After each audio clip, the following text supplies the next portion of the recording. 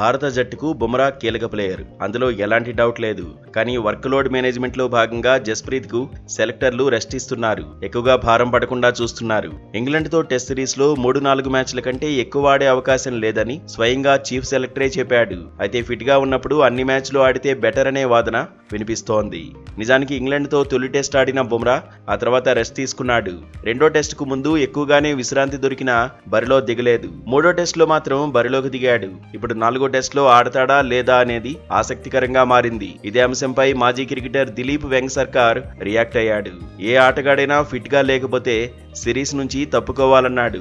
7-8 రోజుల రెస్ట్ దొరికిన తర్వాత కూడా టెస్ట్ కు దూరంగా ఉంచడం సరైన నిర్ణయం కానే కాదన్నాడు. ఫిట్నెస్ సమస్యలు లేకపోతే జట్టుకు అందుబాటులో ఉండాలన్నాడు. బుమ్రా మ్యాచ్ విన్నర్ అని గుర్తు చేశాడు. విదేశీ పర్యటనకు వెళ్లినప్పుడు అన్ని మ్యాచ్ల్లోనూ బరిలోకి దిగాలన్నాడు. మ్యాచ్లను ఎంచుకునే అవకాశాలను ప్లేయర్లకు ఇవ్వకూడదన్నాడు. ఇలాంటివి గంభీర్, అగార్కర్ కు నచ్చుతాయేమో గాని తనకు నచ్చవని చెప్పేశాడు. మొత్తంగా బుమ్రాకు పదే పదే రెస్ట్ ఇవ్వక్కర్లేదనే చర్చ ఊపందుకుంటోంది.